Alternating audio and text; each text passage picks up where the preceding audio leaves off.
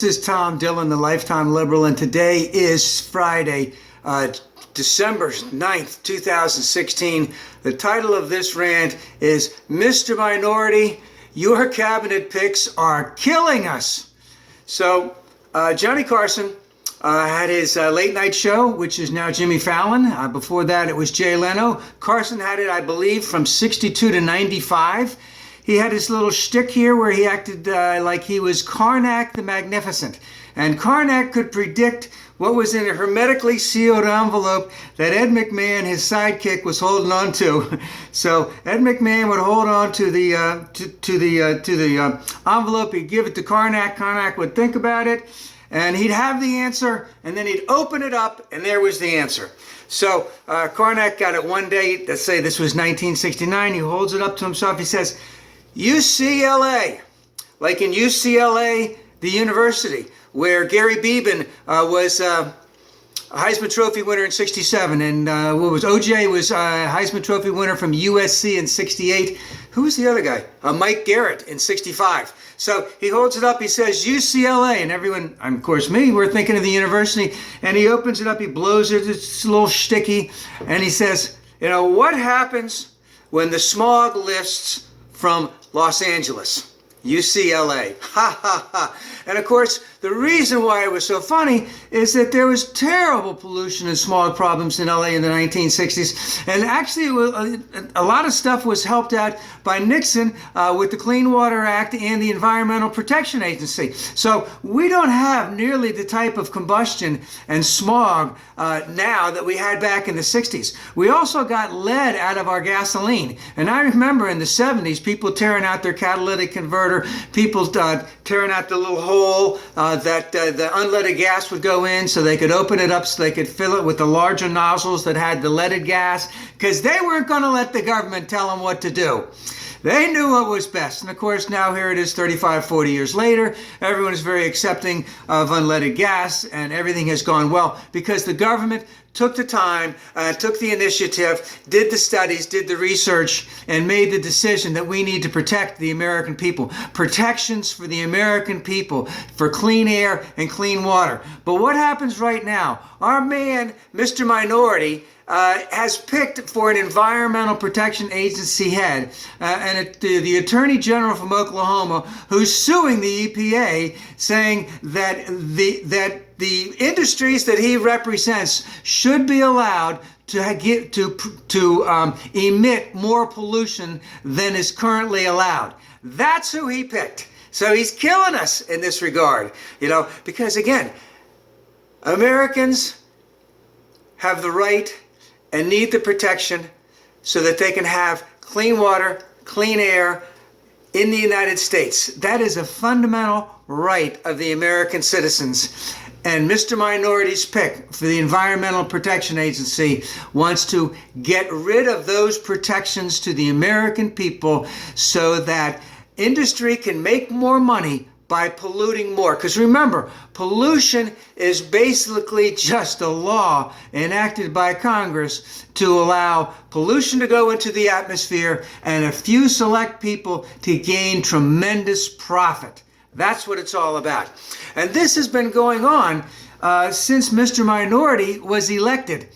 And what we have here at the Labor Department, a burger guy who doesn't believe in the minimum wage. It's $7.25 an hour. I think they raised it, in 2006? In 2006, it hadn't been raised in like 15 years or something like that. And it had to take a Democratic majority to do that. This guy doesn't want that crap at all. He doesn't believe in it, you know. And of course, we have the big fight for 15, because even at $15 an hour, it's barely enough to live on. And of course, if we look at Catholic teaching, we look at all kinds of biblical teachings, you know, fair pay for a fair wage for fair work should be enough so that the average working American can live off the minimum wage. And of course, this has been going all over the place. He has at Health and Human Services, Tom Price, who basically wants to get rid of Obamacare. He wants to get rid of the protections that are helping 20 million people have health care that they didn't have before Obamacare came in. This is what Mr. Minority is proposing for us. He's having Jeff Sessions, but let's just say he's a racist. He's shown his hand. He knows how to speak the language, but he will not do anything as Attorney General to deal with any types of let's just say, civil rights issues in the United States. He will put them far from his main thing. HEW, Health, Education, and Welfare. Ben Carson, the noted neurosurgeon, who basically feels that for helping provide housing for the poor and the disabled is socialism and communism. So he's going to do his best, like everyone else, to cut out as much help. I mean, everything that they are supposed to be doing, they don't even want to do. They do not want to do it. So, this is going on, and this will continue to go on. So the purpose of this rant is basically to look at those Americans who voted for Mr. Minority, and if we just select out a few, the 77,000 that made the difference in Pennsylvania, Michigan, and Wisconsin. I believe that in those three states, his combined margin of victory was 77,000 votes. And of course, you can argue about who ran the campaign and all that other kind of stuff. It came down to this. And they believed Mr. Minority because Mr. Minority told them that he would bring back coal jobs. He told them that he would bring back manufacturing jobs.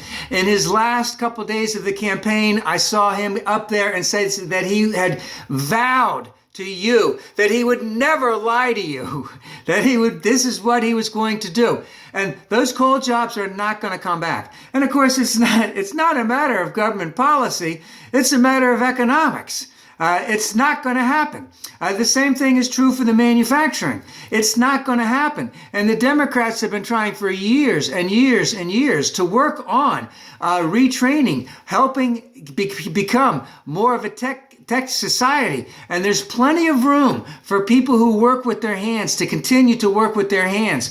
But the types of manufacturing jobs that might have been available in the 70s, and earlier, they're not here anymore. And just as an example, when I got out of high school in 71, I didn't grow up in the Midwest, but if you grew up in the Midwest and you had a high school diploma and you were white, let's just say, mostly white, is that you had a good chance that you could felt that you could go into the local plant and have a 30, 40-year career doing that type of work, because that's the way it was back then. But that's not the way it is right now, and it's not going back to the way it is. Will we get more manufacturing jobs? Yes, of course we will. But we have to look at the true economics. We have to look at what's going on in the future. It's not going to happen. And for all of those 77,000, and for all of those others who voted for Mr. Minority with the firm belief that he would make America great again, that your job would be secure, that he would help you, and that, and there's a lot, what did they say, up to 5 million people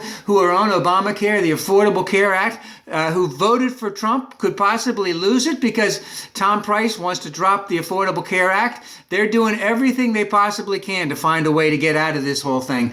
And also, they're doing everything they possibly can to lie through their teeth as to exactly how it's going to be Obama's fault.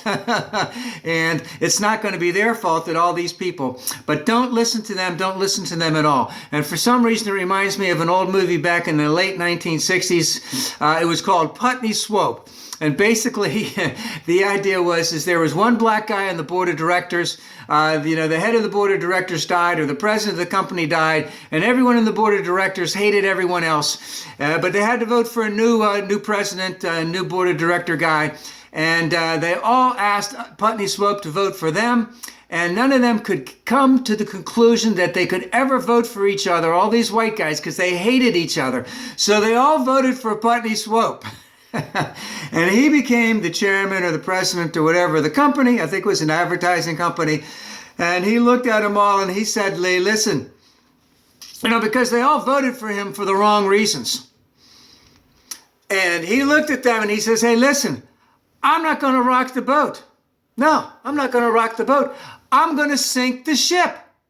And that's exactly what he did. And that's exactly what Mr. Minority, is doing to us right now. His cabinet picks are killing us. Let's get some extra filters in our homes because we will need them.